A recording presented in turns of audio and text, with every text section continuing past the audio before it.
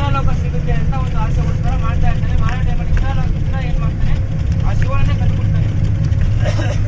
ಆ ಕುದುರೆಯನ್ನೇ ಕದ್ದಾಗ ಆ 60,000 ಮಕ್ಕಳು ಏನ್ ಮಾಡ್ತಾರೆ, ಕದ್ದವ್ರು ಯಾರು ಅಂತ ಹುಡ್ಕೊಂಡ್ ಬಂದಾಗ ಕಪಿಲ ಮುನಿಗಳ ಕೈಗೆ ಸಿಕ್ಕೊಳ್ತಾರೆ. ಕಪಿಲ ಮುನಿಗಳು ಇವನೇ ಕುದುರೆ ಕಟ್ಟಿದ ಅಂತ ಜಗಳ ಮಾಡಿ ಅವರು ಕಣ್ಣು ಬಿಟ್ಟಾಗ ಏನಾಗಿದೆ, 60,000 ಜನಗಳು ಸರೋತಾರೆ. ಸತ್ತಾದ ನಂತರ ಅವನ ಮೊಮ್ಮಗಳು ಇರ್ತಾನೆ ಅಶ್ವತ್ಥಾಮ ಅಂತ ಅವನು ನಡೆದಿರೋ ಘಟನೆಯಲ್ಲೇ ಹೇಳ್ತೀನಿ. ಯಾರು ಕಪಿಲ ಮಹರ್ಷಿ ನೋಡಪ್ಪ ಈ ತರ ಬಂದಿದ್ರು ನನ್ನ ಹತ್ರ, ನನ್ನ ಕೋಪಕ್ಕೆ ತುತ್ತಾಗಿ ನಾನು ಸುಟ್ಬಿಟ್ಟಿದ್ದೀನಿ. ಇವಾಗ ಅವ್ರನ್ನ ಸದ್ಗತಿ ಹೊಂದ್ಬೇಕು ಅಂತಂದ್ರೆ ನೀವು ದೇವಲೋಕದ ಗಂಗೆನೇ ಬರ್ಕೊಂಡ್ ಬರ್ಬೇಕು, ಇದು ಆಗುದಿಲ್ಲ ಅಂತ ಹೇಳಿದಾಗ ಹಂಗೇಲಾಗುದಿಲ್ಲ ಅಂತ ಅವನೇನ್ ಮಾಡ್ತಾನೆ, ಅವನ ಮಗ ಹುಡ್ತಾನೆ ದಿಲೀಪ ಅಂತ. ಅವನು ಇದರ ಚಿಂತೆಯಲ್ಲೇ ಯೋಚನೆ ಮಾಡಿ ಒಂದಲ್ಲ 7 ಮದುವೆ ಆಯ್ತಾನೆ, ಅವನು ಕೂಡ ಮಕ್ಕಳಾಗುದಿಲ್ಲ. ಈ ವಿಚಾರ ದೇವಲೋಕದವರು ಈ ವಂಶಸ್ಥರಿಗೆ ಒಂದು ವರ ಕೊಟ್ಟಿರ್ತಾರೆ. ಏನಪ್ಪಾ ಅಂದ್ರೆ ಈ ವಂಶಸ್ಥರಿಗೆ ಅವರ ಕುಟುಂಬದವರೇ ಸದ್ಗತಿ ನೀಡಬೇಕು, ಬೇರೆ ಯಾರು ಕೂಡ ಆಗಬಾರ್ದು ಅಂತೇಳಿ ವಿಷ್ಣು ಭಗವಂತ ಏನ್ ಮಾಡ್ತಾನೆ, ಇಬ್ರು ವಿಧವಾ ಅಂದ್ರೆ ದಿಲೀಪ ಸತ್ತ ನಂತರ ಅವ್ರಿಗೆ ಹೆಂಡತಿ ಇರ್ತಾರಲ್ಲ ಅವರವರಿಗೆ ಸಂಭೋಗಿಸಿ ಒಂದು ಗಂಡ್ಮಕ್ ಕೊಡುತ್ತೆ. ಅದೇ ಭಗೀರಥ. ನಮ್ಗೆ ವೃತ್ತಿ ರಾಮಾಯಣ ಅಂತ ಒಂದಿದೆ. ರಾಮಾಯಣದಲ್ಲಿ ಸುಮಾರು ಇದೆ, ವಾಲ್ಮೀಕಿ ರಾಮಾಯಣ ಇದೆ, ಆಂಜನೇಯ ರಾಮಾಯಣ ಇದೆ. ಆದರೆ ಕೃತಿ ರಾಮಾಯಣದಲ್ಲಿ ಬರೆದಿದ್ದಾರೆ ಭಾಗೀರಥನಿಗೆ ಮೂಳೆ ಇಲ್ಲದ ಮಾನವ ಅಂತ ಬರೆದಿದ್ದಾರೆ. ಇನ್ನೊಂದು ಕೇಳುವುದರಲ್ಲಿ ಅವನು ಮನುಷ್ಯ ಅಲ್ಲ, ಕೇವಲ ಮುದ್ದೆ ಮಾಂಸ ಅಂತ ಬರೆದಿದ್ದಾರೆ. ಈ ಪದ್ಮ ಪುರಾಣದಲ್ಲಿ ಮುದ್ದೆ ಮಾಂಸ ಅಂತ ಬರೆದಿದ್ದಾರೆ. ಇದೇ ರೀತಿಯಲ್ಲಿ ಕೆಲವು ದಿನ ನಂತರ ಕುಟಿಲ ಮುನಿಗಳು ಅವನ ಗುರು ಯಾರು ಭಾಗೀರಥನ ಗುರು ಕುಟಿಲ ಅವ್ರು ಏನ್ ಮಾಡ್ತಾರೆ, ಅವನಿಗೆ ಒಂದು ರೂಪವನ್ನ ಕೊಡ್ತಾರೆ. ರೂಪವನ್ನ ಕೊಟ್ಟು ನೋಡಪ್ಪ ನಿಂಗೆ ಈ ತರ ಆಗಿದೆ, ನೀನ್ ಈ ತರ ಹುಟ್ಟಿರೋದು ಅಂತ ಅವ್ನಿಗೆ ಫುಲ್ ಇನ್ಫಾರ್ಮೇಶನ್ ಕೊಟ್ಟಾಗ ಅವನೇನ್ ಮಾಡ್ತಾನೆ, ಮೊದಲನೇದಾಗಿ ಗಂಗೆಗೋಸ್ಕರ ತಪಸ್ ಮಾಡ್ತಾನೆ.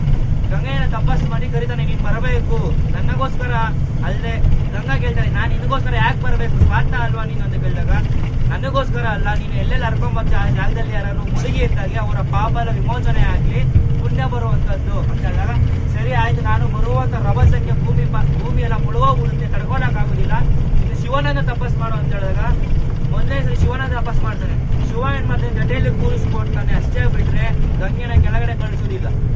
ತಿರ್ಗಾ ಮತ್ತೊಮ್ಮೆ ತಪಸ್ ಮಾಡ್ತಾನೆ, ನೀರು ಕೊಡ್ಲೇಬೇಕು ಅಂತ ಹೇಳಿದಾಗ ಅವನು 7 ಕಡೆ ಬಿಡ್ತಾನೆ. 7 ಜಡೆ ಅಂದ್ರೆ 7 ಜುಟ್ಟು ಮಾತ್ರ. ಅದೇ ನಮ್ಮ ಪಿಂಡರ್ ನದಿ, ಮಂದಾಕಿನಿ, ನಂದಾಕಿನಿ, ಸಪ್ತ ಪ್ರಯಾಗ ಅಂತ. ಇವಾಗ ನಾವು ಪ್ರಯಾಗ ಹೋಗ್ತೀವಲ್ಲ ಹೇಳ್ತೀನಿ, ಆ ತರ ಬಿಟ್ಟಾಗ ಇಲ್ಲಿ ಹರ್ಕೊಂಡ್ ಬಂದಿದೆ ಭಾಗೀರಥಿ ನದಿ. ಇದನ್ನೇ ಭಾಗೀರಥಿ ಅಂತ ಕರೆಯೋದು. ಇದು ಇಲ್ಲಿಂದ 17 ಕಿಲೋಮೀಟರ್ ದೂರದಲ್ಲಿದೆ. ಗೋಮುಖವನ್ನು ಕೂತ್ಕೊಂಡು ತಪಸ್ ಮಾಡಿದ ಜಾಗ ಬಂದು ಅದು. ಇದನ್ನೆಲ್ಲ ವಸಿಷ್ಠ ಮುನಿಗಳು ಯಾರಿಗೆ ಹೇಳ್ತಾರೆ, ರಾಮನಿಗೆ ಹೇಳ್ತಾರೆ. ಯಾಕೆ ರಾಮನಿಗೆ ಹೇಳ್ತಾರೆ ಅಂದ್ರೆ ಈ ತರ ನಡೆದಿದೆ ಅಂತ ಒಂದು ಘಟನೆ ಇದೆ, ಮುಂದಿನ ದಿನಗಳಲ್ಲಿ ನಿಂಗೂ ಈ ರೀತಿ ಆಗ್ಬೋದಪ್ಪ ತಿಳ್ಕೊ ಅಂತ ಇದನ್ನ ಅವನಿಗೆ ಹೇಳಿದಂತ ಒಂದು ಸಂದರ್ಭ ಏನಿದೆ ರಾಮಾಯಣದಲ್ಲಿ ಒಂದಿದೆ. ಇದು ಭಾಗೀರಥಿಯ ಒಂದು ಸಣ್ಣ ಕತೆ. ಇದರಲ್ಲಿ ನಾವು ತಿಳ್ಕೊಬೇಕಾದ್ರೆ ಏನಪ್ಪಾ ಅಂತಂದ್ರೆ, ಕಾರ್ಯಸಿದ್ಧಿಗೋಸ್ಕರ ನಾವೇನ್ ಬೇಕಾದ್ರೂ ಮಾಡಬಹುದು, ಆಗಲ್ಲ ಅನ್ನೋದು ಆಗಡೆಯವ್ರ ಬಾಯಲ್ಲಿ ಮಾತ್ರ ಬರೋದು, ಆಗೋರ್ ಬಾಯಲ್ಲ ಅಲ್ವಾ. ಉದಾಹರಣೆಗೆ ನಮ್ಮ ಅವನೇ ಅದಕ್ಕೆ ಆಡು ಭಾಷೆ ಇದೆ, ತಪಸ್ ಮಾಡಿದ್ರೆ ಭಾಗೀರಥಿ ತರ ಮಾಡಬೇಕಪ್ಪ, ಆಡು ಭಾಷೆನೇ ಇದೆ. ನಮಗೆ ಒಂದು ಮುಕ್ಕಾಲ್ ಅವ್ರನ್ನೆಲ್ಲ ಹೋಗಿ ಸೇರ್ತೀವಿ. ನಮ್ಮ ಬಸ್ ಪಾರ್ಕಿಂಗ್ ಇಂದ ಎಷ್ಟು ದೂರ ಇರ್ತೇವೋ ಅಷ್ಟು ದೂರ, ಎಕ್ಸಾಂಪಲ್ ಆಲ್ಮೋಸ್ಟ್ ಎಲ್ಲ 1 ಕಿಲೋಮೀಟರ್ ಇರುತ್ತೆ. ಇವತ್ತು ರಶ್ ಇರೋದ್ರಿಂದ 2 ಕಿಲೋಮೀಟರ್ ಆಗಿರ್ಬೋದು, 3 ಕಿಲೋಮೀಟರ್ ಆಗಿರೋದು ನಿಲ್ಲಿಸ್ತಾರೆ. ಅಲ್ಲಿಂದ ನಾವು ನಡ್ಕೊಂಡೋಗಿ ದೇವ್ರ ದರ್ಶನ ಮಾಡ್ಕೊಂಡು ವಾಪಸ್ಸು ರಿಟರ್ನ್ ಹಂಗೆ ನಡ್ಕೊಂಡ್ ಬರೋದು. ವೀಲ್ ಚೇರ್ ವ್ಯವಸ್ಥೆ ಇದೆ, ಯಾರಿಗೆ ವೀಲ್ ಚೇರ್ ಬಂದ್ರೆ ವೀಲ್ ಚೇರ್ ಅವರೇ ಕರ್ಕೊಂಡೋಗಿ ದರ್ಶನ ಮಾಡಿಸಿ ಅವರೇ ಕರ್ಕೊಂಡ್ ಬರ್ತಾರೆ. ಅಲ್ಲಿ VIP ಟಿಕೆಟ್ ಇದೆ, ಒಬ್ರಿಗೆ 500 ರೂಪಾಯಿ. ನೀವೇನಾದ್ರು ಇವಾಗ ಅಮೌಂಟ್ ಕೊಟ್ಟರೆ ನಾನು ಹೇಳಿ ತರಿಸಿರ್ತೀನಿ ಬಣ್ಣಗಳಿಗೆ.